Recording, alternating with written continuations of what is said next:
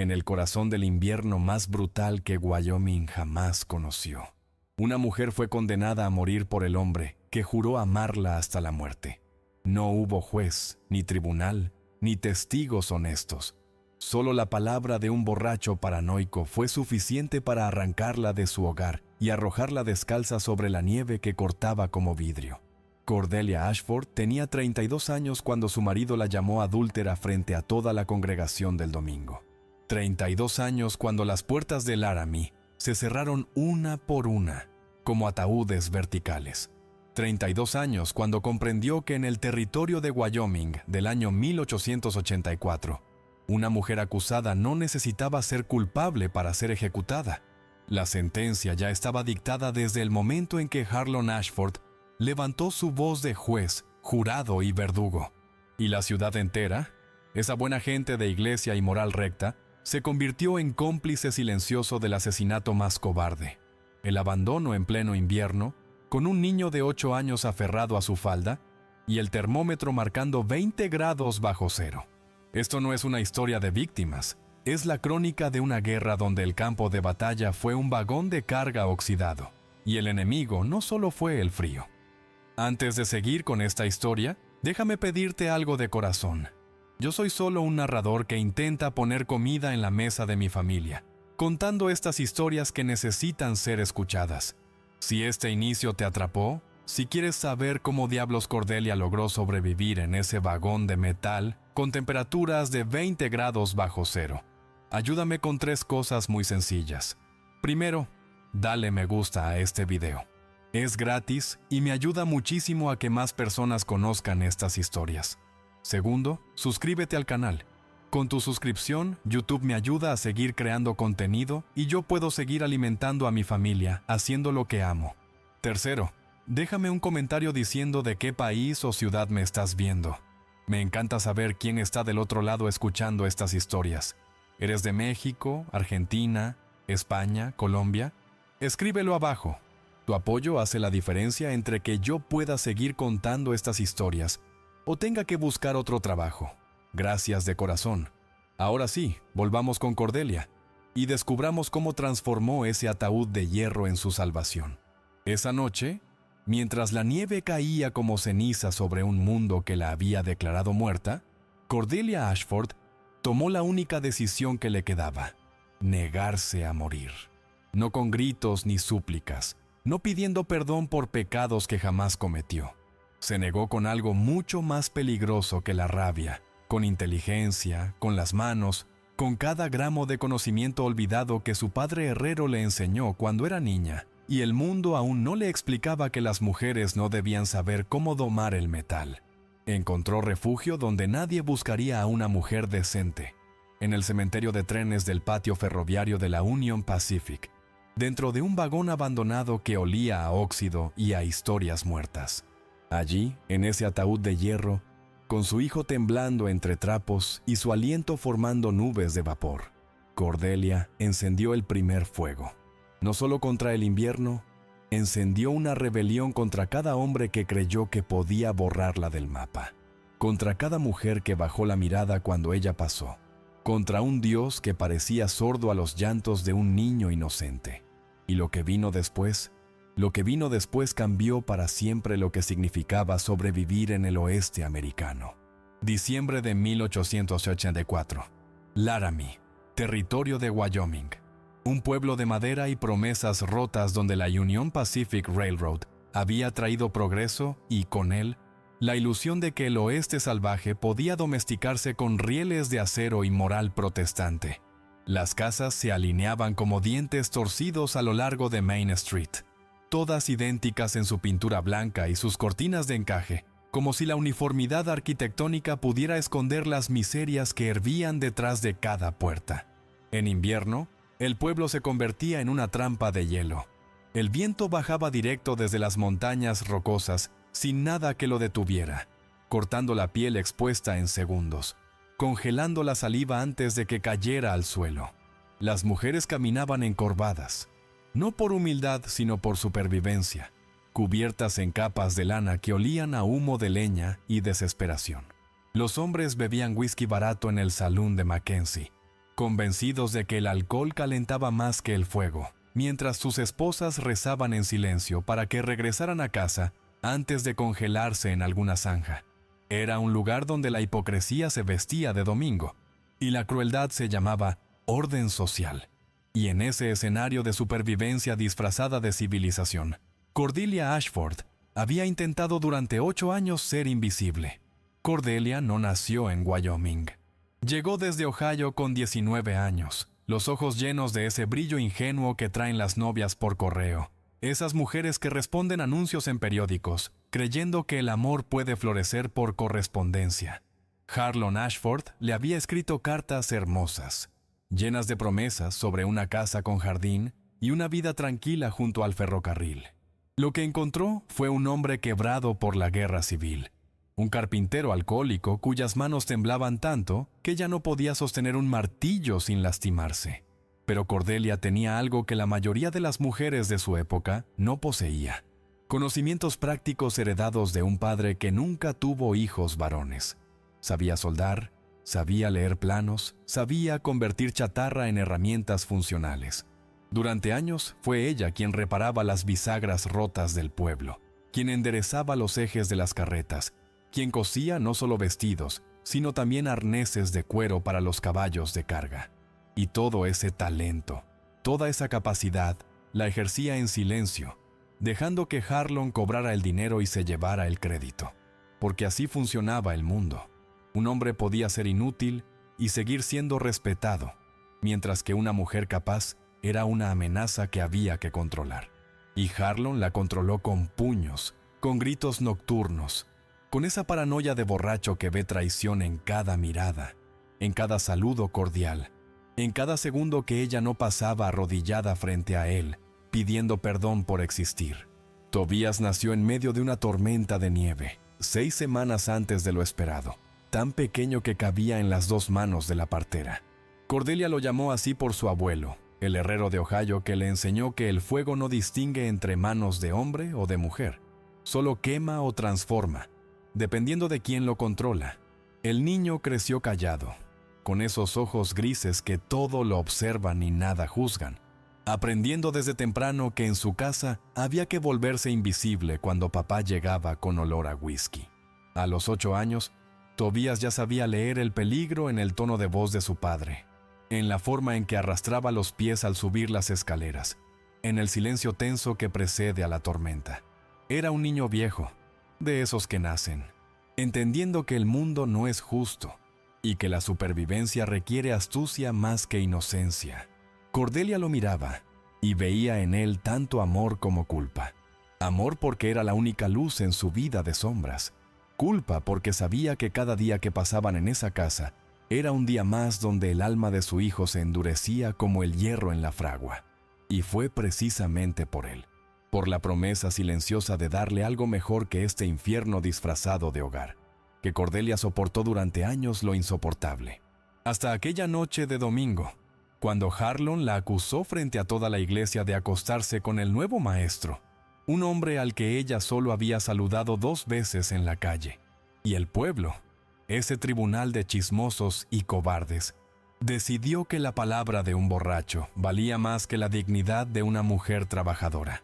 La acusación llegó un domingo de diciembre, en medio del sermón del reverendo Pritchard sobre la santidad del matrimonio y los peligros de la carne pecaminosa. Harlon se puso de pie en mitad de la homilía, tambaleándose, con los ojos inyectados en sangre y el aliento apestando a bourbon desde la tercera banca. «Mi esposa es una ramera», gritó con voz quebrada, señalándola con un dedo tembloroso mientras Cordelia sentía cómo el mundo entero se detenía. «La vi con ese maestro de pacotilla, ese Thompson, tocándose las manos como si yo fuera ciego». El silencio que siguió fue peor que cualquier grito. Cordelia sintió 100 pares de ojos clavándose en su espalda como alfileres de hielo. Vio cómo las mujeres apartaban sus faldas como si la inmoralidad fuera contagiosa. Escuchó los murmullos venenosos que se esparcían por los bancos como fuego en paja seca. Intentó defenderse, abrir la boca para explicar que jamás, que nunca, que la única vez que habló con el maestro Thompson fue para preguntarle sobre los libros que Tobías necesitaba para la escuela. pero su voz se ahogó bajo el rugido de la indignación colectiva.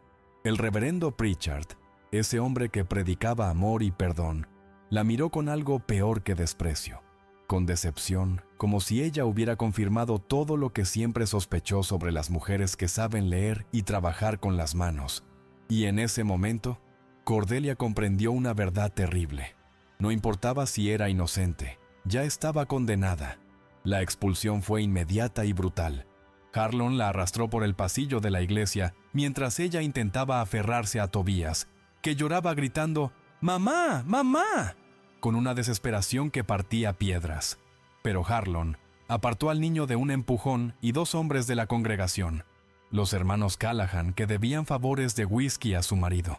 Sujetaron a Cordelia por los brazos y la sacaron a rastras hacia el frío. Afuera, la nieve caía como un juicio divino, espesa y silenciosa, cubriendo el mundo en un sudario blanco. Le arrancaron el abrigo de lana, las botas forradas, hasta el chal de su abuela, que era lo único que conservaba de Ohio. «Las adúlteras no merecen calor», escupió Harlon, y Cordelia vio en sus ojos algo más aterrador que el odio. La satisfacción de un hombre que finalmente encuentra la excusa perfecta para destruir lo que no puede controlar. Le permitieron quedarse con el vestido de domingo, delgado como papel, y con Tobías, porque incluso en su crueldad calculada, Harlon sabía que quitarle al niño sería firmar su propia sentencia social. «Si sobreviven hasta mañana», dijo con una sonrisa torcida, «entonces será la voluntad de Dios. Y si no, bueno, el Señor tiene formas de limpiar la suciedad de este mundo». Las puertas de la casa que ella misma había ayudado a construir, tabla por tabla, se cerraron con un golpe que sonó como un disparo, y Cordelia se quedó ahí, descalza sobre la nieve, con su hijo temblando contra su pecho, viendo cómo las ventanas del pueblo se iluminaban una por una, mientras las familias regresaban a sus hogares después del servicio dominical, sin que ninguna puerta se abriera para ellos. Tocó en 7 casas esa noche. En cada una, escuchó el mismo silencio pesado. Vio las mismas cortinas moviéndose con sigilo, mientras alguien espiaba desde adentro sin atreverse a abrir. En casa de los Morrison, escuchó a la señora Margaret, con quien había cosido edredones durante 3 inviernos, susurrarle a su marido: «No podemos, George. ¿Qué dirá la gente?». En casa de los Petersen, el viejo Johannes simplemente gritó desde adentro: «¡Largo de aquí, mujer caída! No traerás tu vergüenza a mi puerta». Cordelia no suplicó, no lloró, no se arrodilló. Cada rechazo era una puñalada, pero algo en su interior se estaba transformando. La desesperación convirtiéndose en algo más duro, más afilado. Cuando llegó a la casa del Dr. Whitmore, el único hombre del pueblo con educación universitaria, tuvo un destello de esperanza.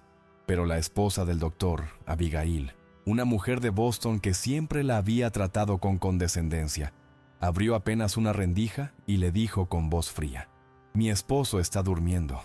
Y aunque estuviera despierto, Cordelia, deberías entender que hay consecuencias para las mujeres que olvidan su lugar». Esas palabras fueron peores que el frío, porque venían de otra mujer, de alguien que debería entender, que debería saber que todas ellas estaban a un capricho masculino de distancia del mismo destino. Pero el miedo es más fuerte que la sororidad, y Abigail Whitmore prefirió sacrificar a Cordelia en el altar de su propia seguridad. Cuando el reloj de la iglesia marcó las 11 de la noche, y Tobías dejó de temblar porque su cuerpo ya no tenía energía para tiritar, Cordelia supo que tenía menos de 2 horas antes de que la hipotermia los mataran a ambos. Sus pies estaban tan entumecidos que ya no sentía dolor, solo un vacío aterrador donde antes había carne y hueso. Los labios de Tobías empezaban a ponerse azules. Sus párpados se cerraban con esa pesadez peligrosa que anuncia el final. Fue entonces cuando miró hacia el patio ferroviario de la Union Pacific, ese lugar donde los vagones viejos iban a morir, oxidándose bajo la nieve como esqueletos de bestias prehistóricas. Recordó algo que su padre le había dicho cuando tenía 12 años, mientras le enseñaba a soldar: «El metal no te abraza, Cordelia, pero tampoco te traiciona. Dale calor y te lo devolverá. Dale trabajo y te dará refugio». Con Tobías cargado en brazos, sus pequeños dedos aferrados a su cuello en un abrazo débil, Cordelia caminó hacia el cementerio de trenes. No tenía plan, no tenía esperanza, solo tenía instinto. El instinto animal que dice que cualquier techo es mejor que el cielo abierto, que cualquier pared es mejor que el viento que corta como cuchillos. Encontró el vagón al final del patio, medio hundido en la nieve, con las puertas rotas colgando de bisagras oxidadas. Adentro olía a abandono, a metal mojado y a algo más, a otra mujer que alguna vez también había buscado refugio en el único lugar donde nadie la buscaría. Y mientras empujaba la puerta para entrar, Cordelia Ashford tomó la decisión que definiría todo lo que vendría después. No moriría rogando. Si iba a morir, sería luchando. Y si sobrevivía, el mundo tendría que aprender que había subestimado brutalmente a la mujer equivocada. El interior del vagón era una tumba de hierro. La oscuridad era tan densa que Cordelia tuvo que tantear las paredes con las manos entumecidas, sintiendo el metal helado que quemaba su piel como fuego invertido. El suelo estaba cubierto de nieve que se había filtrado por las rendijas, creando una capa de hielo irregular que crujía bajo sus pies descalzos. Depositó a Tobías en el rincón más protegido, donde dos paredes se encontraban, y el niño se acurrucó sin decir palabra, con los ojos cerrados y los labios moviéndose en un rezo silencioso que había aprendido de su abuela. Cordelia sabía que tenía minutos, no horas. La hipotermia no perdona, no negocia, no espera a que encuentres soluciones. Rebuscó en sus bolsillos con dedos que apenas respondían y encontró lo único que Harlon no le había quitado: una caja de fósforos que llevaba siempre para encender la estufa de casa. Quedaban 7 fósforos, 7 oportunidades entre la vida y la muerte. Con manos temblorosas encendió el primero y la pequeña llama iluminó el vagón revelando un paisaje desolador. Cajas rotas, trapos podridos, periódicos viejos amarillentos por la humedad, y en el centro, oxidado pero intacto, un pequeño barril de hierro que alguna vez sirvió para transportar clavos. No era una estufa, pero era metal, y el metal, cuando se calienta, irradia.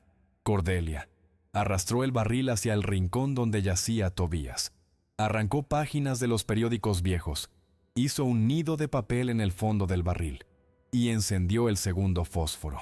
El papel ardió rápido, demasiado rápido, consumiéndose en segundos sin generar calor real. 5 fósforos restantes, y la noche apenas comenzaba. Salió del vagón tropezando, con la nieve llegándole hasta las rodillas, buscando desesperadamente algo que pudiera arder más tiempo que el papel. El patio ferroviario era un laberinto de sombras bajo la luz grisácea de la luna llena que se filtraba entre las nubes. A 20 metros encontró lo que necesitaba: una pila de traviesas de madera vieja que la compañía ferroviaria había descartado, empapadas por la nieve pero con los centros aún secos. Arrancó astillas con las uñas, sintiendo cómo la madera se le clavaba bajo la piel, sangrando pero sin detenerse porque el dolor físico era nada comparado con el terror de volver y encontrar a Tobías azul e inmóvil. Cargó todo lo que pudo abrazar contra su pecho y regresó corriendo, resbalando, cayendo de rodillas 2 veces pero levantándose siempre, porque detenerse era morir. Dentro del vagón, construyó una pequeña pirámide de astillas en el barril. Colocó papel debajo y encendió el tercer fósforo. Esta vez la llama prendió, débil al principio, creciendo con timidez mientras Cordelia soplaba suavemente, alimentándola con su propio aliento hasta que las astillas empezaron a crepitar. El humo llenó el vagón inmediatamente, acre y sofocante, haciéndolos toser a ambos, pero con el humo venía algo precioso: calor. No mucho, apenas un suspiro tibio en medio del infierno helado, pero era vida. Cordelia se sentó junto a Tobías, lo envolvió con su propio cuerpo y por primera vez desde que salieron de la iglesia, permitió que una lágrima rodara por su mejilla. Una sola, porque llorar gasta energía que no podían desperdiciar. Esa primera noche fue la más larga de su vida. Cada hora que pasaba era una negociación con la muerte. Cordelia alimentaba el fuego con astillas contadas, midiendo cada pedazo de madera como si fuera oro, porque sabía que cuando se acabara tendría que volver a salir al frío, y su cuerpo ya no respondía como debía. Sus pies habían pasado del entumecimiento al dolor punzante de la congelación incipiente. Sentía agujas invisibles clavándose en cada dedo. Tobías tosía constantemente, un sonido seco y rasposo que hablaba de pulmones irritados por el humo y el frío. Le frotaba la espalda con movimientos circulares, tratando de mantener su circulación activa, susurrándole historias del abuelo herrero, del taller donde el fuego nunca se apagaba, y las herramientas colgaban ordenadas en las paredes, como instrumentos musicales, esperando ser tocados. «Vamos a estar bien, mi amor», mentía con voz ronca. «Mañana conseguiremos más madera, más cosas. Vamos a hacer de este lugar un hogar de verdad». Pero incluso mientras pronunciaba esas palabras, una parte de ella calculaba fríamente las probabilidades de supervivencia, sin comida, sin agua líquida, sin ropa adecuada, en medio de un invierno que prometía ser el peor en décadas. Las estadísticas no estaban de su lado, pero las estadísticas no conocían a Cordelia Ashford. No sabían que en sus venas corría la sangre obstinada de los inmigrantes alemanes que habían sobrevivido a hambrunas cruzando el Atlántico en barcos ataúd. No sabían que su padre le había enseñado que la supervivencia no es cuestión de fuerza, sino de creatividad. No vence quien tiene más recursos, sino quien mejor utiliza los que tiene. Al amanecer, cuando los primeros rayos de sol se filtraron por las rendijas del vagón, convirtiendo el aire en columnas de luz dorada llena de partículas de polvo, Cordelia hizo un inventario mental de su situación. Tenía un vagón de carga de aproximadamente 3 metros por 6, con techo de metal y paredes de madera podrida en algunos puntos pero sólida en otros, un barril de hierro que servía como estufa improvisada, 4 fósforos restantes, su vestido de domingo, delgado pero de tela resistente, Tobías, que seguía vivo y despierto aunque débil, y lo más importante, el conocimiento acumulado de 16 años trabajando junto a un herrero. No tenía comida, agua limpia, mantas, ropa de abrigo, herramientas, dinero, aliados o dignidad social. Pero la dignidad no te mantiene caliente. La dignidad no llena estómagos. Y en cuanto a los aliados, Cordelia había aprendido en una sola noche que la solidaridad humana era un lujo que desaparecía cuando el escándalo llamaba a la puerta. Tendría que construir su supervivencia sola, pieza por pieza, como su padre construía herraduras, calentando el metal hasta que se volviera maleable, golpeándolo hasta darle forma, sumergiéndolo en agua hasta que se endureciera en algo útil. Se puso de pie con esfuerzo, cada músculo protestando, y miró a Tobías con determinación. «Vamos a jugar un juego», le dijo con una sonrisa que no llegaba a sus ojos. «Se llama Cazadores de Tesoros. Vamos a buscar todo lo que la gente tiró a la basura, y vamos a convertirlo en cosas mágicas. ¿Te parece?» El niño asintió sin fuerzas, pero había un destello en su mirada. Confianza. Confiaba en su madre. Y ese peso era más pesado que todo el hierro del mundo. La exploración del patio ferroviario reveló un paisaje de abundancia oculta. Lo que para otros era basura, para Cordelia era materia prima. Encontró latas de conserva vacías pero sin abollar demasiado, que podían servir como recipientes para derretir nieve y obtener agua. Descubrió un montón de sacos de arpillera usados para transportar grano, ásperos como papel de lija pero gruesos y capaces de aislar contra el viento si se superponían en capas. Halló pedazos de alambre de cobre de los tendidos telegráficos que habían sido reemplazados, flexibles y resistentes, perfectos para atar cosas o crear estructuras. En el vertedero detrás del comedor de los trabajadores del ferrocarril, encontró huesos de pollo y res con suficiente tuétano para hacer un caldo básico, pieles de patata que todavía tenían algo de carne adherida, y milagrosamente, medio pan duro que algún cocinero había desechado por estar mohoso en las esquinas. Cortó las partes verdes con un pedazo de metal afilado, y lo que quedaba lo llevó de vuelta al vagón como si fuera oro. Esa tarde, Tobías comió su primera comida en 24 horas. Trozos de pan remojados en agua caliente con astillas de hueso hirviendo en la lata, creando un líquido turbio que sabía a supervivencia. No era nutritivo, Apenas tenía calorías, pero era caliente. Y lo caliente es esperanza en forma líquida. Mientras el niño sorbía el caldo con manos temblorosas, Cordelia empezó a trabajar en el vagón, utilizando alambre de cobre para asegurar los sacos de arpillera en las rendijas por donde entraba el viento, creando una primera capa de aislamiento. No era mucho, pero esa noche la temperatura dentro del vagón subió 3 grados. 3 grados que significaban la diferencia entre dormir y tiritar sin descanso. El tercer día trajo el primer visitante inesperado. Cordelia estaba afuera, rebuscando entre los escombros cerca de las vías, cuando escuchó un gruñido bajo. Se congeló, con el corazón martilleando, temiendo que fuera un coyote o peor, una jauría de perros salvajes que a veces merodeaban el pueblo en invierno buscando comida. Pero lo que emergió de entre los vagones abandonados fue una criatura esquelética de pelaje marrón rojizo, con costillas visibles bajo la piel y una oreja rasgada por alguna pelea antigua. El perro la miró con ojos amarillentos, ni agresivo ni amigable, solo evaluándola con esa inteligencia práctica que tienen los animales que sobreviven en los márgenes. Cordelia no se movió. Sabía que cualquier gesto brusco sería interpretado como amenaza o debilidad. Lentamente, sin romper contacto visual, se agachó y extendió su mano cerrada. El perro avanzó 3 pasos, olfateó el aire, retrocedió 2. Este baile silencioso duró varios minutos hasta que finalmente el animal se acercó lo suficiente para olfatear su mano. Cordelia habló en voz baja, casi un murmullo. «¿Tienes hambre, amigo?» «Yo también. ¿Sabes qué? Hay mucha gente en este pueblo que tiene comida caliente esta noche, pero ninguno de ellos nos va a dar ni las sobras. Así que tendremos que cuidarnos entre nosotros, los desechados». Al día siguiente, el perro estaba durmiendo junto a la puerta del vagón. Al 5.º día, Tobías lo había bautizado Bramble, por las espinas que tenía enredadas en el pelaje cuando llegó. Y aunque nunca tuvieron comida suficiente para alimentarlo adecuadamente, Bramble se quedó, porque él entendía algo que los humanos del pueblo habían olvidado. La lealtad no tiene precio de mercado.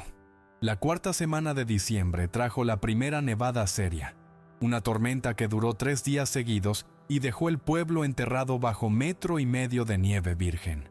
Cordelia había preparado el vagón lo mejor que pudo. Había robado más sacos del almacén ferroviario en la oscuridad de la noche.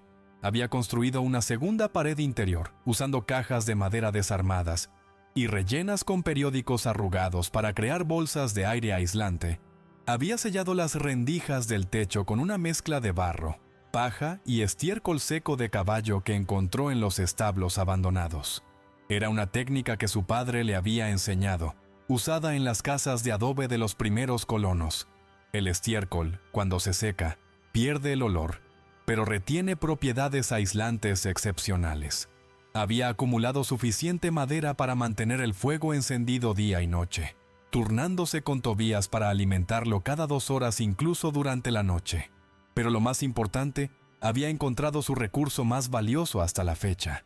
En el último vagón del patio, medio sepultado bajo años de abandono, descubrió una caja de herramientas oxidadas. No estaba completa, faltaban muchas piezas, pero tenía lo esencial: un martillo pequeño, unos alicates, 3 clavos doblados que podían enderezarse y, milagrosamente, una sierra de mano con la mitad de los dientes rotos, pero aún funcional. Con esas herramientas, Cordelia dejó de ser una mujer refugiándose en un vagón. Se convirtió en una constructora, en una ingeniera de la desesperación. Y cuando la tormenta finalmente amainó y el pueblo emergió de sus casas para evaluar los daños, nadie notó que en el confín del patio ferroviario, el vagón abandonado había dejado de ser una tumba de metal para convertirse en algo imposible, un hogar. Pero la supervivencia física era solo la mitad de la batalla. La otra mitad era la guerra invisible que se libraba cada vez que Cordelia tenía que entrar al pueblo para buscar suministros. Las miradas eran peores que el frío, ojos que se desviaban con desprecio, madres que apartaban a sus hijos de su camino como si fuera portadora de peste, comerciantes que se negaban a venderle cualquier cosa incluso cuando tenía dinero ganado, reparando arneses en secreto para el establo de Morrison. La palabra adúltera la precedía como un olor, invisible pero omnipresente, contaminándolo todo. En la tienda de provisiones general, el señor Hutchins le dijo sin mirarla a los ojos: «No servimos a su tipo aquí, señora Ashford, o lo que sea usted ahora». En la panadería, la señora Kowalski, una polaca amable con quien había compartido recetas durante años, simplemente cerró la puerta en su cara. Cordelia no discutía, no suplicaba, no daba explicaciones que nadie quería escuchar. Simplemente se daba la vuelta y buscaba otra forma. Si no podía comprar pan, robaría harina del depósito del ferrocarril y hornearía su propio pan en el barril de hierro. Si no podía comprar carne, cazaría ratas en el almacén y las cocinaría hasta que el hambre volviera aceptable lo inaceptable. Cada rechazo era un ladrillo más en la pared que estaba construyendo alrededor de su corazón, una fortaleza de rabia fría y determinación de acero. Y en las noches, cuando Tobías dormía y el fuego crepitaba abajo, Cordelia se permitía imaginar el día en que esta gente vendría a pedirle ayuda. No sabía cómo ni cuándo, pero lo sabía con certeza absoluta. El destino tiene un sentido del humor perverso, y la rueda siempre gira, siempre. La señal de que no estaba completamente sola llegó de la forma más inesperada. Una mañana, al salir del vagón, Cordelia encontró algo imposible junto a la puerta: una manta de lana gruesa, doblada cuidadosamente, y encima un paquete envuelto en papel encerado. Lo abrió con manos temblorosas y encontró 4 patatas, una cebolla, un trozo de tocino ahumado y una nota escrita en letra temblorosa: «Dios ve la verdad». No todo el mundo es ciego. No había firma. Durante días, Cordelia vigiló desde el vagón tratando de descubrir quién era su benefactor anónimo, pero nunca vio a nadie. Las provisiones simplemente aparecían cada cierto tiempo, siempre antes del amanecer, siempre en el mismo lugar. Era poco, nunca suficiente para vivir cómodamente, pero suficiente para recordarle que en algún lugar de ese pueblo podrido quedaba al menos una persona con conciencia. Años después, descubriría que era Ezequiel, el ferroviario negro de 70 años que trabajaba en la clasificación de vagones. Un hombre que entendía mejor que nadie lo que significaba ser invisible para la sociedad. Pero en ese momento, la identidad no importaba. Lo que importaba era el mensaje: resiste. Alguien está mirando. Tu lucha no es en vano. Y esa manta, esos alimentos básicos, fueron el combustible que mantuvo encendida la llama más importante de todas. No la del barril de hierro, sino la del espíritu humano que se niega a ser apagado por la crueldad ajena. El dilema llegó disfrazado de oportunidad, como suelen llegar las decisiones que definen quiénes somos realmente. Era la tercera semana de enero, cuando Cornelius Webb, el inspector de la Union Pacific Railroad, apareció en el patio ferroviario haciendo su ronda trimestral de inventario. Webb era un hombre meticuloso y amargado, de esos que encuentran poder en las reglas porque la vida nunca les dio poder de ninguna otra forma. Llegó con su portapapeles, su uniforme impecable y esa mirada de funcionario que ve personas como obstáculos en su lista de tareas pendientes. Cordelia lo vio desde la ventana del vagón, acercándose metódicamente, inspeccionando cada unidad, haciendo anotaciones con su lápiz perfectamente afilado. Sabía que era cuestión de minutos antes de que llegara a su refugio. Tomó a Tobías de la mano y salió a enfrentarlo antes de que él pudiera entrar, porque había aprendido que en las negociaciones desiguales, quien habla primero a veces controla la narrativa. «Inspector Webb», dijo con voz firme, aunque su corazón latía como tambor de guerra. Webb levantó la vista y en sus ojos Cordelia vio el reconocimiento inmediato. Sabía quién era ella, conocía su historia, probablemente había escuchado los chismes en el salón mientras bebía su cerveza de las 5 de la tarde. «Señora Ashford», respondió con tono neutral que era peor que el desprecio. O debo decir, ex señora Ashford. He escuchado que su situación marital es complicada. El veneno estaba envuelto en cortesía, pero era veneno igual. Cordelia apretó los dientes y mantuvo la compostura. Vivo en ese vagón con mi hijo. No estamos dañando nada. Solo necesitamos un techo hasta que pueda conseguir trabajo y un lugar propio. Webb miró el vagón, luego a Tobías, que temblaba de frío junto a su madre, y finalmente de vuelta a Cordelia, con una expresión que mezclaba lástima y desdén a partes iguales. «Señora, ese vagón es propiedad de la Union Pacific Railroad», dijo Webb con voz monótona, como si estuviera leyendo un reglamento. «No está autorizada para habitarlo. De hecho, técnicamente está usted cometiendo invasión de propiedad privada. Podría llamar al sheriff ahora mismo y hacer que la arresten». Cordelia sintió como el suelo se abría bajo sus pies.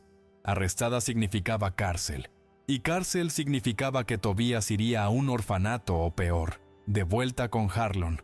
«Por favor», dijo, y odió cómo su voz se quebró en esa palabra. «No tenemos a dónde ir. Solo necesito tiempo, 1 mes, 2 semanas, lo que sea». Webb suspiró, un sonido teatral de hombre cargando el peso del mundo. «Mire, yo no hago las reglas, solo las aplico». Pero se detuvo, y Cordelia vio el cálculo en sus ojos, la forma en que la evaluaba de arriba abajo, el giro de sus labios que no era exactamente una sonrisa. «Pero quizás podríamos llegar a un arreglo». Y ahí estaba, la trampa disfrazada de salvación. «Yo paso por aquí cada 3 meses para hacer inventario», continuó Webb, bajando la voz aunque no había nadie más en kilómetros. «Es un trabajo solitario, aburrido, y usted es, bueno, no tampoco agraciada para ser una mujer en su situación. Si fuera amable conmigo durante mis visitas, digamos, podría reportar este vagón ocupado. Nadie tiene que saber nada». Cordelia sintió la bilis subir por su garganta. Entendió perfectamente lo que él estaba sugiriendo. Su cuerpo a cambio de techo. Su dignidad a cambio de supervivencia. La confirmación de todo lo que el pueblo ya pensaba de ella, convertida en profecía autocumplida. Y lo peor, lo absolutamente devastador, era que por un segundo, por un horrible segundo, consideró la oferta. Porque Tobías necesitaba ese techo. Porque el frío de enero podía matar en horas. Porque a veces la supervivencia requiere sacrificios que rompen algo dentro de ti, que nunca vuelve a sanar. Pero entonces miró a su hijo, parado ahí con sus ojos grises enormes, observando el intercambio sin entender completamente, pero intuyendo que algo terrible estaba ocurriendo. Y Cordelia recordó las palabras de Ana Morse. «La dignidad es todo lo que queda cuando todo lo demás te han quitado». Si aceptaba la propuesta de Webb, ¿qué le estaría enseñando a Tobías? ¿Qué aprendería sobre el valor de su madre? Sobre el valor de las mujeres en general. ¿Que los cuerpos femeninos son moneda de cambio cuando el mundo aprieta? ¿Que la desesperación justifica cualquier degradación? No. Había una línea que Cordelia no cruzaría. No porque fuera noble o heroica, sino porque cruzarla significaría darle la razón a Harlon, a la señora Whitmore, a cada persona que la había llamado adúltera sin evidencia. Significaría convertirse en lo que ellos ya habían decidido que era. «No», dijo con voz clara como campana de hierro. «No haré eso. Prefiero dormir en la nieve que comprar seguridad con mi cuerpo». Webb parpadeó, genuinamente sorprendido. Claramente no estaba acostumbrado al rechazo, especialmente de mujeres en posiciones desesperadas. Su sorpresa se convirtió rápidamente en irritación, y su irritación en crueldad. «Muy bien», dijo cerrando su portapapeles con un golpe seco. «Entonces tiene hasta el amanecer para desalojar ese vagón. Y si la encuentro aquí mañana, llamaré al sheriff Tucker. Él es particularmente estricto con los vagabundos». La amenaza colgaba en el aire como una sentencia de muerte. Webb se dio la vuelta para irse, pero Cordelia no había terminado. «Espere», dijo, y había algo nuevo en su voz, algo afilado y peligroso. Webb se detuvo volteándose a medias. «Le voy a hacer una contraoferta, inspector Webb, y antes de rechazarla piénselo bien porque no la repetiré». Cordelia caminó hacia él con pasos medidos, cada uno una declaración de que no estaba suplicando, sino negociando desde una posición que él aún no comprendía. «Usted tiene un problema. Los vagones viejos de este patio se oxidan, se rompen, se vuelven inútiles más rápido de lo que la compañía los reemplaza. He visto su inventario del año pasado, lo dejó en el vagón de supervisión y yo, bueno, digamos que sé leer. 30% de pérdida por deterioro. Eso sale de su presupuesto, ¿verdad? Eso afecta a su bonificación anual. Webb frunció el ceño, claramente incómodo de que esta mujer caída supiera algo sobre su trabajo. ¿Y qué propone?, preguntó con cautela. Me deja quedarme en este vagón, respondió Cordelia. Y a cambio, yo mantengo este patio. Reparo las bisagras oxidadas, sueldo los agujeros en las plataformas, engraso las ruedas que crujen. Trabajo que sus hombres no hacen porque están ocupados o porque no les importa. Yo haré que este patio se vea mejor de lo que se ha visto en años. Y cuando su supervisor venga en abril, verá resultados. Menos pérdida, más eficiencia. Usted se lleva el crédito. Yo me quedo con el techo. Todos ganan.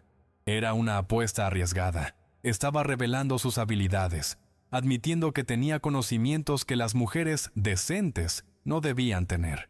Pero también estaba ofreciéndole a Webb algo que él valoraba más que sexo: reputación profesional y dinero. Webb la estudió durante un largo minuto, calculando. Cordelia podía ver su mente trabajando, evaluando la oferta, considerando las posibilidades. Finalmente habló. ¿Sabe soldar? ¿De verdad no estoy hablando de zurcir vestidos? Mi padre era herrero en Ohio, respondió Cordelia. Aprendí a soldar antes de aprender a leer. Puedo mostrarle ahora mismo si no me cree. Señaló hacia un vagón cercano con una bisagra rota, colgando de un solo tornillo. Deme 15 minutos. Ese vagón tendrá una bisagra que durará 10 años, sin costo, como demostración. Webb vaciló, y Cordelia sintió que la balanza se inclinaba. Pero entonces él sacudió la cabeza, y su expresión se endureció nuevamente. No, no puedo. Si alguien se entera de que hay una mujer soltera viviendo en propiedad de la compañía, sin supervisión, haciendo trabajo de hombres, el escándalo sería peor que las pérdidas por deterioro. Lo siento, señora Ashford, pero mi reputación vale más que su conveniencia. Dio un paso para marcharse, pero Cordelia jugó su última carta, la más peligrosa. ¿Su reputación, inspector Webb? ¿Quiere hablar de reputaciones? Porque yo sé algo sobre la suya. Sé sobre los envíos de madera de pino que reportó como recibidos en noviembre, pero que nunca llegaron al almacén. Sé sobre las facturas que firmó por materiales que misteriosamente se vendieron en el mercado negro de Cheyenne. Era un farol parcial, construido sobre rumores que había escuchado de Ezequiel, el ferroviario viejo que a veces murmuraba cosas cuando creía que nadie lo escuchaba. Pero el rostro de Webb se puso pálido como la nieve, confirmando que había verdad en esas acusaciones. Está amenazándome, dijo con voz estrangulada. No, corrigió Cordelia. Estoy negociando, igual que usted intentó hacer conmigo hace 5 minutos. La diferencia es que yo ofrezco trabajo honesto, no degradación. El silencio que siguió fue denso, cargado de consecuencias no dichas. Cordelia sabía que había cruzado un punto de no retorno. Webb podría destruirla con una sola palabra al sheriff, pero ella también podría destruirlo a él, con una carta a la oficina central de la Union Pacific. Era un equilibrio de mutua destrucción asegurada, la versión personal de la Guerra Fría que estaba ocurriendo entre naciones en ese preciso momento de la historia. Finalmente, Webb habló con voz controlada pero vibrando con rabia contenida. 3 meses. Tiene 3 meses para demostrar que puede hacer lo que dice. Si para abril este patio no muestra mejoras significativas, se va, sin discusión, sin apelaciones. Y si alguna vez menciona lo que acaba de insinuar sobre los envíos de madera, me aseguraré personalmente de que pase el resto de su vida en prisión por calumnia y difamación. «Entendido», respondió Cordelia, extendiendo su mano. Webb la miró como si fuera una serpiente venenosa, pero finalmente la estrechó con un apretón breve y frío. Cuando él se alejó caminando rígidamente hacia su carruaje, Cordelia tuvo que apoyarse contra el vagón porque sus piernas temblaban tanto que apenas la sostenían. Tobías corrió hacia ella y la abrazó por la cintura. «¿Mamá? ¿Estamos seguros?», preguntó con voz pequeña.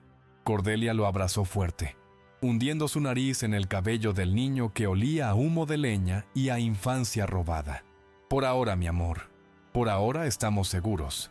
Pero mientras decía esas palabras, Una parte de ella se preguntaba qué había desatado. Había rechazado convertirse en la amante de Webb, había mantenido su dignidad intacta, pero lo había hecho amenazándolo, convirtiéndose en algo que nunca pensó que sería, una extorsionadora. ¿Era mejor? ¿Era menos corrupta? ¿O simplemente había encontrado una forma diferente de sobrevivir en un mundo donde la moralidad era un lujo que solo los seguros podían permitirse? Esa noche, mientras alimentaba el fuego y leía nuevamente los cuadernos de Anna Morse, Cordelia encontró una entrada que le heló la sangre. Mayo de 1880. He aprendido que la supervivencia tiene un costo que no se mide en dinero. Se mide en las partes de tu alma que sacrificas para mantenerte respirando.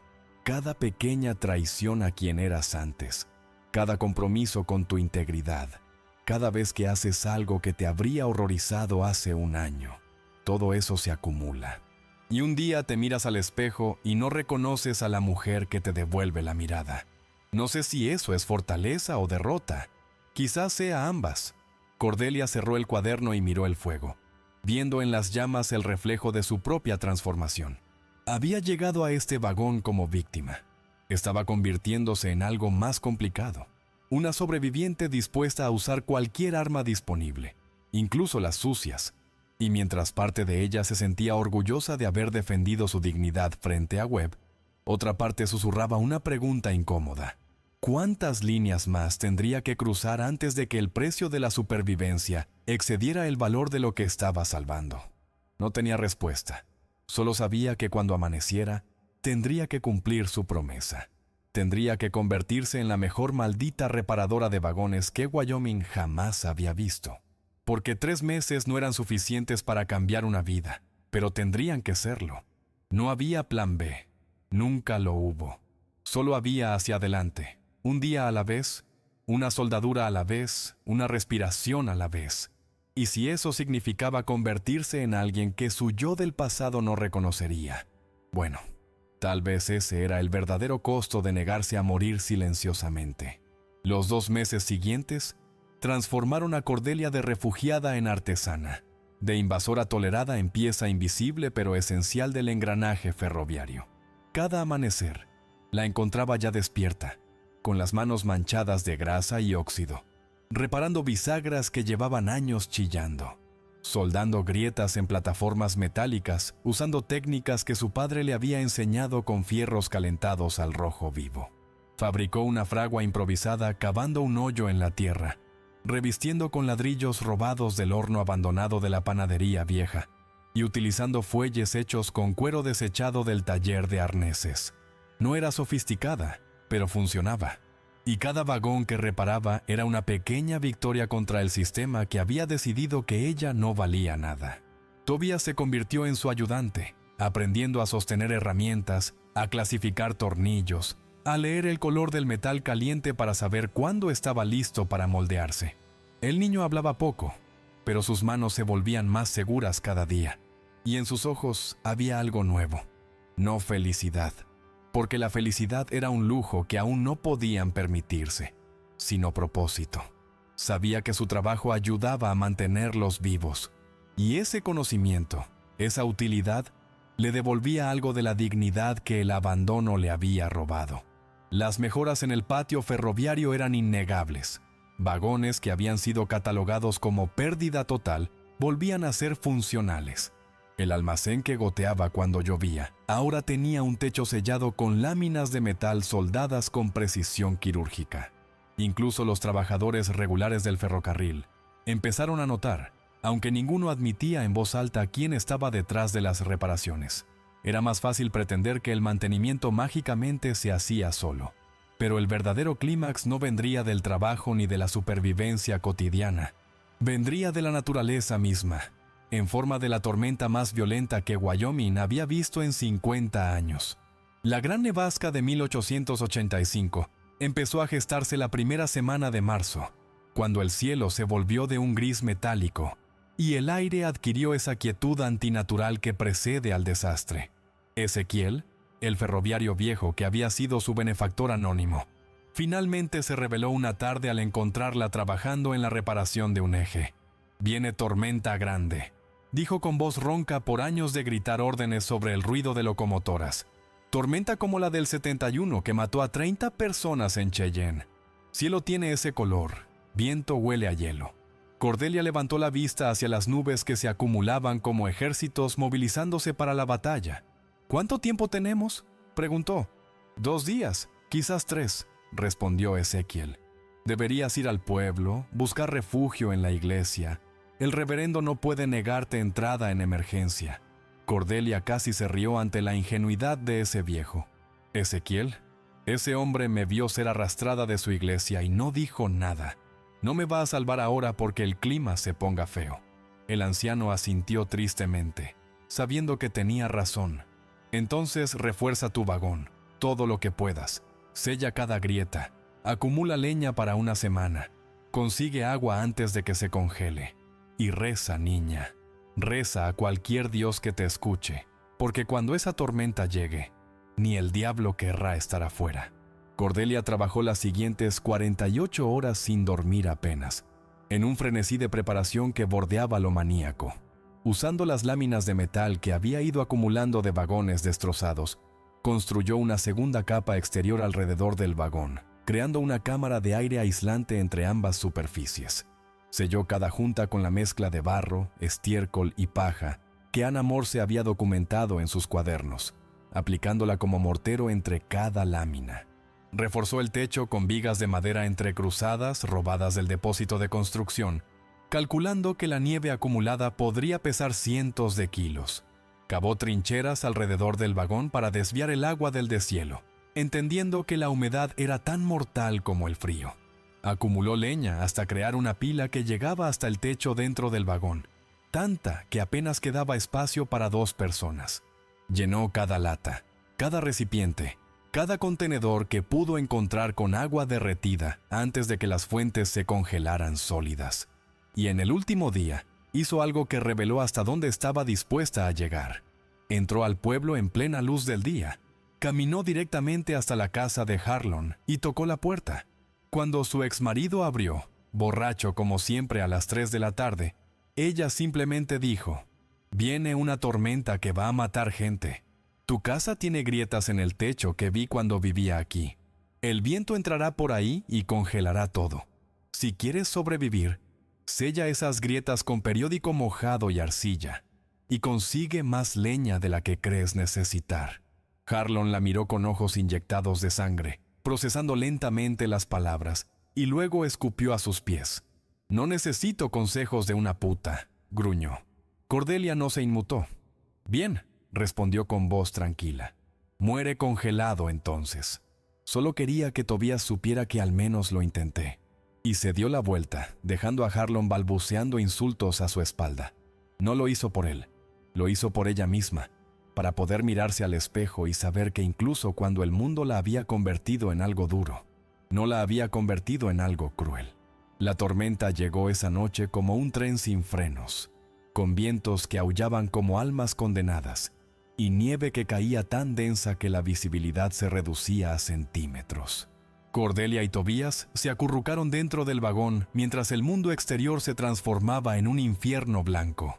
El viento golpeaba las paredes metálicas con tal fuerza que el vagón entero temblaba, haciendo rechinar los remaches y silbar el aire por las rendijas microscópicas que ningún sellado podía cerrar completamente. La temperatura dentro bajó a pesar del fuego constante. El aliento se convertía en vapor blanco, y cada superficie metálica quedó cubierta de escarcha que crecía como musgo congelado. Afuera, el pueblo de Laramie enfrentaba su propia batalla. Las casas de madera crujían bajo el peso de nieve, acumulándose en los techos a razón de medio metro por hora. Ventanas estallaban por la presión diferencial entre el interior caliente y el exterior glacial. Chimeneas se apagaban cuando el viento descendente empujaba el humo de vuelta hacia las habitaciones, asfixiando a familias enteras en su propio monóxido de carbono. El frío era tan intenso que el termómetro del Dr. Whitmore se congeló en menos 38 grados, el mercurio solidificándose en la base del tubo. Y mientras las buenas familias de Laramie descubrían que sus casas bonitas no habían sido construidas para verdadera supervivencia sino para apariencias, el vagón de Cordelia ese ataúd de metal que todos asumieron sería su tumba, se mantenía firme. El doble revestimiento funcionaba perfectamente, atrapando aire caliente en la cámara intermedia. El techo reforzado soportaba la carga de nieve sin doblarse. Las trincheras desviaban el agua de deshielo. Y el fuego, alimentado cuidadosamente con madera medida como oro, nunca se apagaba. El segundo día de tormenta, Cordelia escuchó algo por encima del aullido del viento. Golpes en la puerta del vagón. Al principio pensó que era su imaginación o algún escombro arrastrado por el temporal. Pero los golpes continuaron, desesperados, rítmicos. Abrió una rendija en la puerta y lo que vio la dejó helada en más de un sentido. 3 personas cubiertas de nieve, hasta parecer estatuas vivientes, tiritando violentamente, con labios azules y ojos vidriosos de hipotermia avanzada. Reconoció a uno de ellos inmediatamente, Johannes Petersen, el mismo hombre que le había gritado «¡Mujer caída!» cuando pidió refugio hacía 2 meses. A su lado estaban su esposa Marta y su hijo adolescente Eric. «Por favor», susurró Johannes con voz apenas audible. «Nuestra casa, el techo se derrumbó. Nos congelaremos, por favor». Y ahí estaba, el momento que define quién eres realmente cuando nadie está mirando. Cordelia podía cerrar la puerta. Sería justicia poética, venganza perfecta. «No podemos», dijo Johannes cuando la congelaran. «¿Qué dirá la gente?», podría decir ella, echándole sus propias palabras en la cara. Podría dejarlos morir sabiendo que él había intentado matarla del mismo modo 2 meses atrás. Nadie la culparía. El vagón apenas tenía espacio para 2 personas, mucho menos para 5. Los suministros estaban calculados exactamente. Compartirlos significaba poner en riesgo su propia supervivencia y la de Tobías. Era una elección imposible, pero tenía que hacerla en segundos porque cada momento con esa puerta abierta dejaba escapar calor precioso y entraba viento letal. Miró a Tobías, que observaba la escena con esos ojos grises que todo lo entendían. El niño asintió levemente, como dándole permiso para lo que ambos sabían era lo correcto, aunque fuera insensato. Cordelia abrió la puerta completamente. «Entren», dijo. «Rápido, antes de que muramos todos congelados». Los Petersen se tambalearon al interior y Cordelia cerró la puerta detrás de ellos, sellándola nuevamente contra el viento. El vagón, que ya era pequeño, ahora parecía microscópico con 5 cuerpos apretujados. Marta Petersen lloraba incontrolablemente, abrazando a su hijo como si temiera que se desintegrara si lo soltaba. Johannes no podía mirar a Cordelia a los ojos, su vergüenza tan tangible como el frío. Cordelia les dio espacio junto al fuego. Les entregó trapos secos para que se quitaran la ropa empapada. Calentó agua para que bebieran lentamente. Les frotó las manos y pies para restaurar la circulación. No dijo nada sobre lo que había pasado entre ellos. No lo mencionó. No lo usó como arma. No exigió disculpas ni gratitud. Simplemente los trató como seres humanos en necesidad. Porque si algo había aprendido en esos 2 meses de infierno, era que la crueldad es fácil y la compasión es el verdadero acto de rebeldía. Mientras la tormenta rugía afuera con furia renovada, los 5 sobrevivientes compartían el espacio diminuto, el calor escaso y el silencio pesado de conocimientos no dichos. Eric Petersen, el hijo adolescente, finalmente rompió el silencio. «Gracias», dijo con voz ronca. Yo les dije que vinieran aquí. Todos los demás dijeron que usted nos cerraría la puerta como nosotros le cerramos a usted. Pero yo dije que usted era mejor persona que nosotros». Cordelia lo miró y vio lágrimas corriendo por las mejillas del muchacho. «No soy mejor», respondió honestamente. «Soy igual de asustada, igual de rota. Solo elegí no dejar que el miedo me convirtiera en monstruo. Eso es todo». La tercera noche llegaron más. Uno por uno, en parejas, en pequeños grupos, las puertas del pueblo empezaron a fallar, y sus habitantes buscaron desesperadamente el único refugio que seguía en pie, el vagón de hierro en el patio ferroviario. Llegó la familia Hutchins, el comerciante que se había negado a venderle provisiones. Llegó Abigail Whitmore, la esposa del doctor, cuya casa elegante con vitrales importados se había convertido en trampa mortal cuando las ventanas explotaron. Llegó incluso el reverendo Pritchard, ese hombre que había presidido su humillación pública, ahora temblando como un niño asustado con escarcha en la barba. Cada vez que alguien tocaba, Cordelia enfrentaba la misma decisión, y cada vez, después de una pausa que dejaba claro que recordaba perfectamente quiénes eran y qué le habían hecho, abría la puerta. El vagón que había sido diseñado para transportar carga inerte, ahora contenía 17 almas humanas, apretadas como sardinas, compartiendo el calor de sus cuerpos, comiendo raciones que Cordelia dividía con precisión matemática, para que todos tuvieran algo aunque nadie tuviera suficiente. El aire era denso con humedad de respiraciones combinadas, olor a sudor y miedo, pero nadie se quejaba porque todos sabían que afuera significaba muerte en minutos. Y en ese espacio imposiblemente pequeño, algo extraordinario comenzó a ocurrir. La jerarquía social de Laramie se desmoronó como las casas bajo la nieve. No había gente decente ni mujeres caídas. No había ricos ni pobres. Solo había sobrevivientes compartiendo el último refugio en un mundo que se había vuelto indiferente a sus títulos y propiedades y juicios morales. Cordelia dirigía la operación con eficiencia de general, asignando tareas a cada persona. Algunos alimentaban el fuego en turnos, otros derretían nieve para agua, otros cuidaban a los niños o a los ancianos que mostraban signos de congelación. Y todos obedecían sin cuestionar, porque en ese momento ella era la única razón por la que seguían respirando. En la cuarta noche, cuando la tormenta finalmente empezó a amainar, Cornelius Webb llegó tambaleándose al vagón.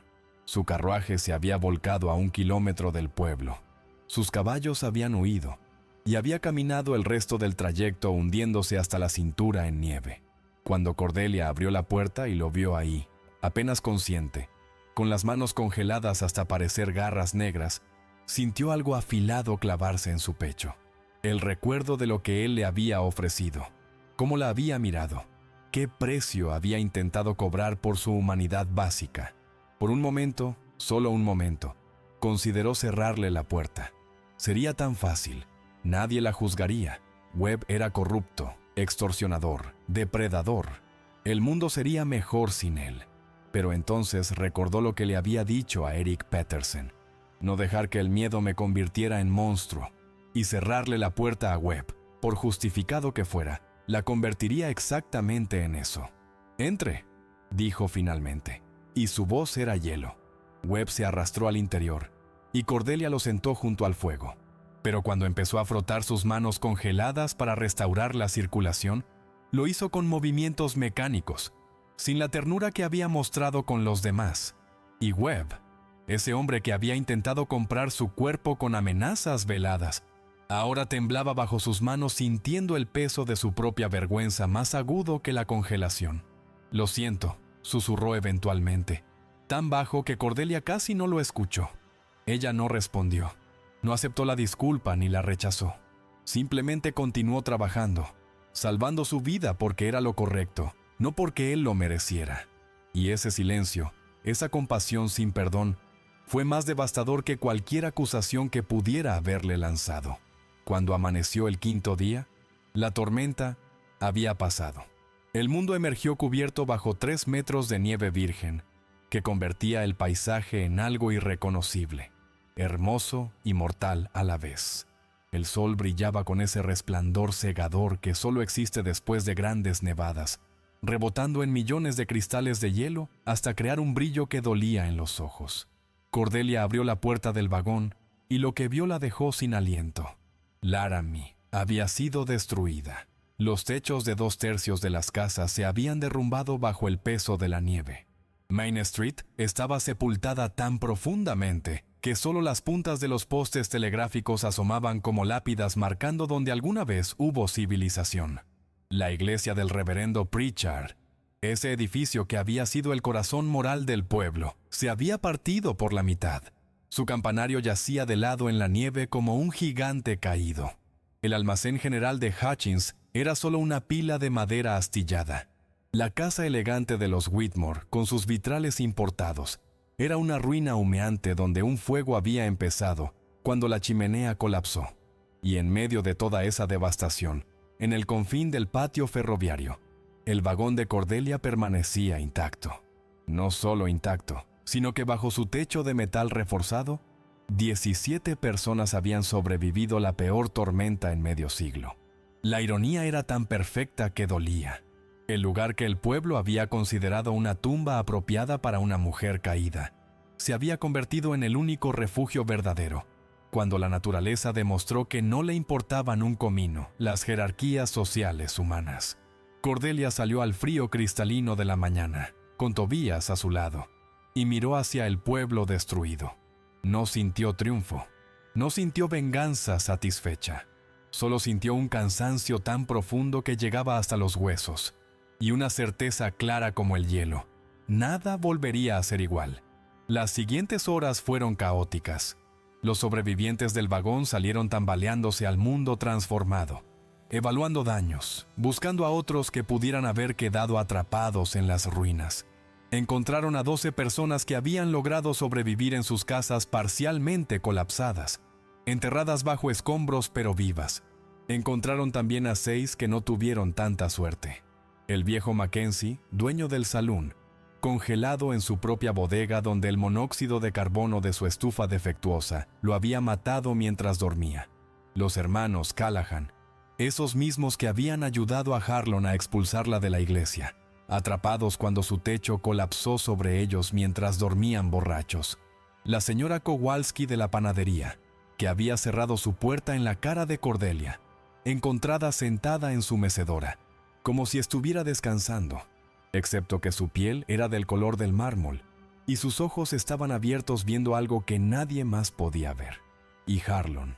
Encontraron a Harlon Ashford en lo que quedaba de su casa, la casa que Cordelia había ayudado a construir tabla por tabla. Había ignorado su advertencia sobre sellar las grietas del techo, demasiado orgulloso o demasiado borracho para aceptar consejo de la esposa que había desechado.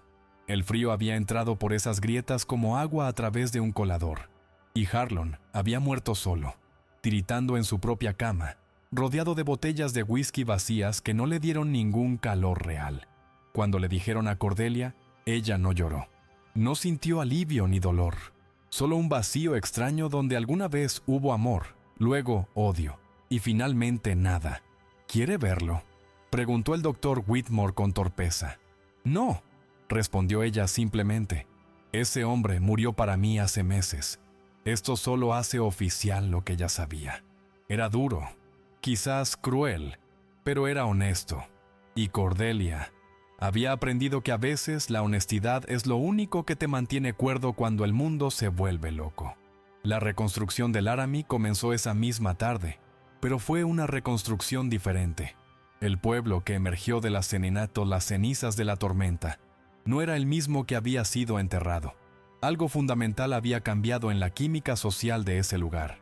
Johannes Petersen, que había llamado adúltera a Cordelia frente a todos, ahora caminaba por Main Street diciéndole a cualquiera que escuchara: «Esa mujer me salvó la vida a mí y a mi familia, y yo la traté como basura. Que Dios me perdone, porque no sé si yo podría perdonarme a mí mismo». El reverendo Pritchard, que había permanecido en silencio durante su humillación pública, ahora usaba su púlpito provisional, una plataforma de madera sobre la nieve, porque su iglesia era ruinas, para predicar sobre el pecado de juzgar sin conocimiento y la gracia de la compasión inmerecida. Abigail Whitmore, esa mujer de Boston que le había dicho que había consecuencias para mujeres que olvidaban su lugar, ahora organizaba reuniones de mujeres del pueblo específicamente en el vagón de Cordelia, reconociéndolo públicamente como el corazón del nuevo Laramie. Incluso Cornelius Webb, el inspector corrupto, hizo algo inesperado. Presentó un informe oficial a la Union Pacific Railroad, recomendando que Cordelia Ashford fuera contratada como la primera ingeniera de mantenimiento de la compañía, documentando meticulosamente cada reparación que había hecho y calculando que le había ahorrado a la compañía miles de dólares en pérdidas. No lo hizo solo por culpa, aunque la culpa estaba ahí. Lo hizo porque había visto de primera mano que el talento no tenía género, solo resultados. Y los resultados de Cordelia hablaban con voz más fuerte que cualquier prejuicio. Pero el momento que lo cambió todo llegó una semana después de la tormenta, cuando el pueblo organizó una reunión comunitaria para decidir cómo proceder con la reconstrucción. Se reunieron en el vagón de Cordelia, porque era el único espacio cerrado que quedaba en pie. 20 y tantas personas apretujadas, sentadas en cajas y barriles, con Cordelia de pie junto al fuego que nunca había dejado apagar. Y entonces, Johannes Petersen se puso de pie y dijo lo que todos estaban pensando, pero nadie se atrevía a vocalizar. Propongo que este lugar, este vagón, se convierta en el centro oficial de nuestra comunidad hasta que reconstruyamos. Y propongo que la señora Ashford sea reconocida como la salvadora de Laramie, porque sin ella, la mitad de nosotros estaríamos muertos. Hubo un murmullo de acuerdo, pero el reverendo Pritchard levantó la mano. Cordelia sintió su estómago contraerse, esperando objeción, el retorno al orden antiguo. Pero Pritchard dijo: «Estoy de acuerdo, y propongo algo más. Este lugar necesita un nombre. No puede ser solo el vagón. Necesita ser algo que recordemos, que honremos. Propongo llamarlo Haven's Rest, el descanso del refugio, porque eso es lo que fue para todos nosotros cuando el mundo se derrumbó. Un refugio construido no con dinero ni propiedad, sino con ingenio, trabajo y un corazón más grande que el que cualquiera de nosotros merecíamos». El silencio que siguió fue pesado, cargado de emoción no expresada. Y luego, uno por uno, todos en ese vagón se pusieron de pie. No dijeron nada, no aplaudieron. Simplemente se pusieron de pie en un gesto de respeto que valía más que todas las palabras del mundo. Cordelia los miró a todos, estos vecinos que la habían condenado, y sintió algo quebrarse dentro de su pecho. No era perdón, todavía no, pero era el comienzo de algo más complicado y más real. Era reconocimiento mutuo de que todos eran imperfectos, todos habían fallado, y todos tenían la capacidad de ser mejores si elegían intentarlo.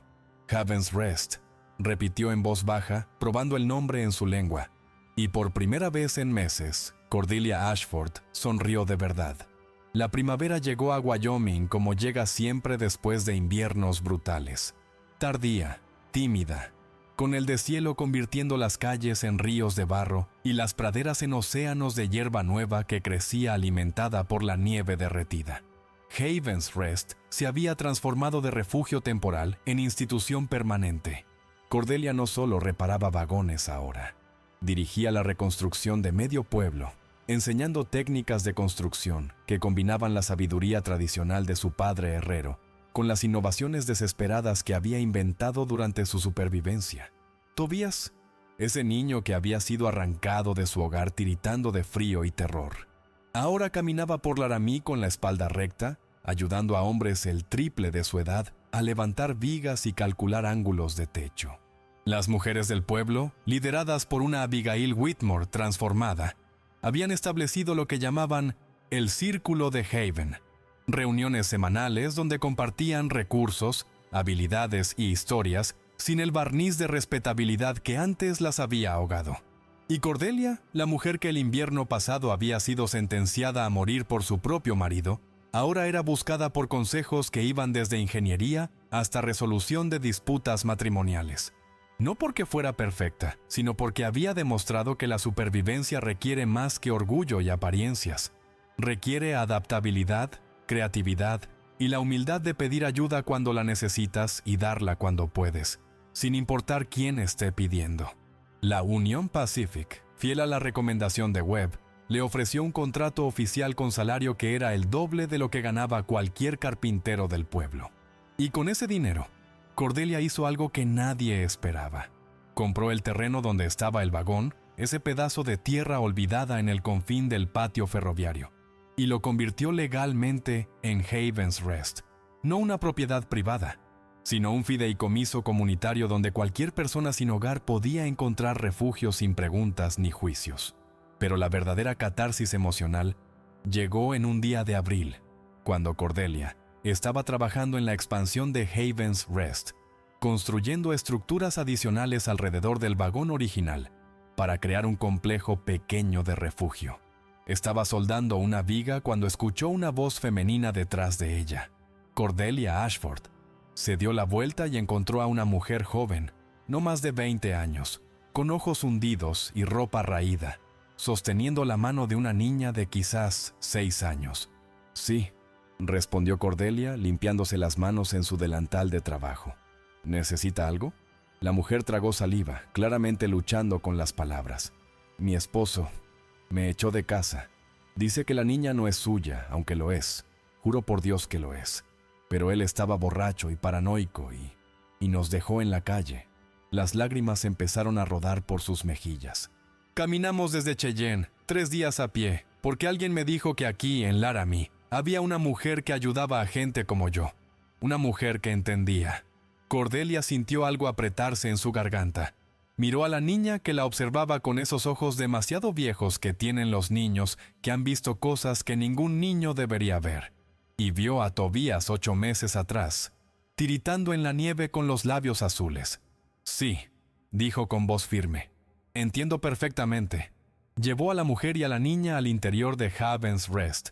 Les dio comida caliente, ropa seca, un lugar para dormir. Y mientras la mujer comía con la desesperación del hambre verdadera, Cordelia se sentó a su lado y le contó su propia historia. No para buscar lástima ni para comparar tragedias, sino para que supiera que no estaba sola, que había camino del otro lado del infierno, que la supervivencia era posible. «¿Cómo lo hiciste?», preguntó la mujer finalmente. «¿Cómo seguiste adelante cuando todos te abandonaron?». Cordelia pensó en eso por un largo momento, recordando esa primera noche en el vagón helado, los cuadernos de Anna Morse, las decisiones imposibles, los compromisos morales, todo el camino que la había traído desde víctima hasta constructora. «No seguí adelante sola», respondió finalmente. «Tuve ayuda de una mujer muerta que dejó sus conocimientos escritos. Tuve ayuda de un viejo ferroviario que me traía comida en secreto. Tuve ayuda de mi propio hijo que nunca dejó de creer que yo sabía lo que estaba haciendo, incluso cuando yo no tenía ni idea. Y eventualmente, tuve ayuda de las mismas personas que me habían condenado, cuando se vieron forzadas a reconocer que los títulos y la respetabilidad no valen nada cuando la naturaleza decide humillarnos a todos por igual». Tomó la mano de la mujer, esos dedos delgados y temblorosos. «Vas a salir de esto. No será fácil, no será rápido, y habrá días en que querrás rendirte, pero tienes algo que te mantendrá luchando. Esa niña. Igual que yo tenía a Tobías, y ahora tienes esto también. Un lugar que te ve, que te cree, que no te juzga. Bienvenida a Haven's Rest». En los meses que siguieron, Haven's Rest se convirtió en algo más grande de lo que Cordelia jamás imaginó. No solo era un refugio físico, sino un movimiento, una declaración de que la compasión no era debilidad y que la sociedad tenía la obligación de cuidar a sus miembros más vulnerables. Mujeres llegaban de pueblos vecinos, de territorios alejados, algunas caminando durante semanas, todas llevando la misma historia con pequeñas variaciones. Abandonadas, acusadas falsamente, víctimas de violencia doméstica, rechazadas por comunidades que valoraban la reputación sobre la verdad. Y cada una encontraba lo mismo: trabajo si podían trabajar, descanso si necesitaban descansar, entrenamiento en habilidades prácticas que les permitirían mantenerse a sí mismas, y sobre todo, dignidad. Cordelia estableció reglas simples pero inquebrantables. No se juzgaba el pasado de nadie. Todo el mundo contribuía según su capacidad, y la violencia de cualquier tipo resultaba en expulsión inmediata. Haven's Rest no era caridad, era inversión en potencial humano desperdiciado. Y los resultados hablaban por sí mismos. Mujeres que llegaban rotas salían meses después como carpinteras, herreras, contadoras, maestras, algunas permaneciendo en Laramie para establecer sus propios negocios, otras partiendo hacia nuevas vidas armadas con habilidades y confianza que nunca supieron que podían tener. El pueblo de Laramie, transformado por su propia crisis de humildad durante la Gran Nevasca, no solo toleraba a Haven's Rest, sino que lo apoyaba activamente. Los comerciantes donaban materiales, los doctores ofrecían servicios médicos sin costo, las familias contribuían con alimentos. No porque fueran santos, sino porque habían aprendido una lección que solo la supervivencia extrema puede enseñar. Somos más fuertes juntos que divididos. Y la verdadera medida de una comunidad no es cómo trata a sus miembros más exitosos, sino cómo cuida a sus más vulnerables. Y en el centro de todo esto estaba Cordelia Ashford, ya no la mujer caída, sino la constructora de refugios, la ingeniera del segundo chance, la mujer que había convertido su propia condena de muerte en una plataforma para salvar vidas. No era perfecta. Tenía días de rabia donde el peso de las memorias la ahogaba. Noches donde el fantasma de Harlon visitaba sus sueños no con terror, sino con la pregunta incómoda de si podría haberlo salvado también. Pero había aprendido a vivir con esas imperfecciones, a reconocer que ser humano significa cargar con contradicciones, y que la redención no es un destino sino un proceso continuo de elegir, cada día, ser un poco mejor que ayer. Y cuando miraba a Tobías, ahora un joven de 9 años que podía soldar tan bien como cualquier hombre adulto, y que trataba a cada refugiada nueva con gentileza instintiva, Cordelia sabía que todo el sufrimiento, todas las noches de frío, todas las humillaciones, habían valido la pena, porque le había dado a su hijo algo más valioso que seguridad material. Le había mostrado que cuando el mundo te derriba, puedes elegir quedarte caído o puedes construir algo completamente nuevo con los escombros.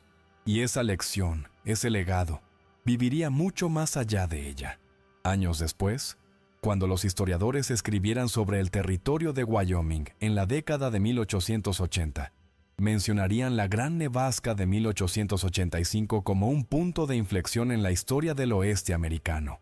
Hablarían de las vidas perdidas, de la infraestructura destruida, de cómo pueblos enteros fueron borrados del mapa en una sola noche de furia climática. Pero pocos mencionarían lo que realmente cambió. La forma en que una comunidad aprendió que la supervivencia no es cuestión de quién tiene la casa más grande o la reputación más limpia, sino de quién tiene el ingenio para convertir la nada en algo y el corazón para compartirlo con otros, incluso cuando no lo merecen. Y si algún historiador curioso se tomara el tiempo de visitar Laramie décadas después, encontraría algo extraordinario. Un complejo de edificios construido alrededor de un vagón de ferrocarril oxidado, que nunca fue demolido sino preservado como el corazón de lo que se convirtió en el primer refugio para mujeres del oeste americano. Encontraría una placa de bronce instalada en 1902, 17 años después de aquella tormenta, que decía simplemente Haven's Rest, fundado por Cordelia Ashford y Anna Morse.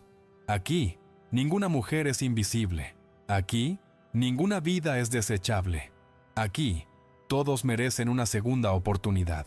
Y si ese historiador fuera realmente perspicaz, notaría algo más. Los nombres de 17 personas grabados en un círculo alrededor de la placa, no como héroes, sino como testigos. Las mismas personas que habían juzgado a Cordelia y luego habían sido salvadas por ella, inmortalizadas no por su bondad, sino por su transformación. Porque la verdadera historia de Haven's Rest no era sobre una mujer perfecta salvando a pecadores. Era sobre seres humanos imperfectos, aprendiendo que la redención es posible para todos si estamos dispuestos a hacer el trabajo incómodo de mirar nuestros propios fracasos y elegir algo mejor. Cordelia Ashford vivió hasta los 68 años, muriendo tranquilamente en su sueño en el mismo vagón donde casi había muerto congelada 3 décadas antes.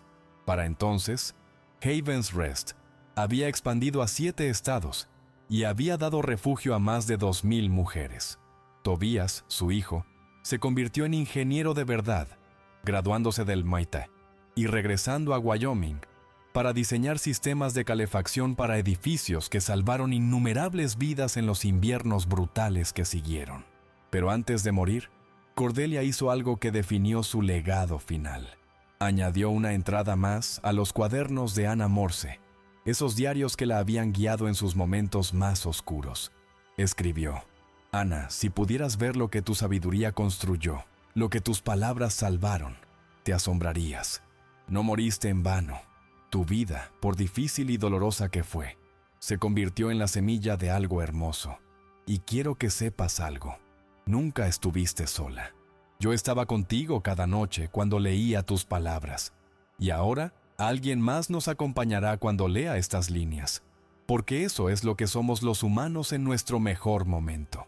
No somos individuos aislados luchando contra el mundo, sino una cadena de manos extendidas a través del tiempo, cada una ayudando a la siguiente a levantarse cuando cae. La nieve puede enterrarnos, el frío puede quebrar nuestros cuerpos, pero mientras alguien recuerde, mientras alguien cuente la historia, mientras alguien elija la compasión sobre la crueldad, no podemos ser verdaderamente derrotados. Ese es el secreto que aprendí en ese vagón de metal, Ana. No se trata de ser invencible, se trata de negarse a desaparecer silenciosamente. Se trata de dejar algo detrás que haga al mundo un poco menos frío para quien venga después. Esa fue la última entrada en los cuadernos. Y cuando Tobías los encontró después de su muerte, y los leyó por primera vez completos, lloró durante horas, finalmente entendiendo la profundidad de lo que su madre había sobrevivido y transformado. Los cuadernos están ahora en un museo en Cheyenne, preservados bajo vidrio, las páginas amarillentas pero las palabras todavía claras, todavía poderosas. Y cada año, mujeres de todo el país los visitan, ponen sus manos sobre el vidrio y susurran gracias a dos mujeres que nunca se conocieron en vida, pero que juntas construyeron un legado más duradero que cualquier monumento de piedra. Porque al final, eso es lo que permanece cuando todo lo demás se derrite con el deshielo. Las historias de cómo nos levantamos cuando el mundo intentó enterrarnos, y la promesa silenciosa de que si ellas pudieron, tú también puedes. Siempre puedes. Solo tienes que elegirlo. Una respiración a la vez, un día a la vez, una soldadura a la vez.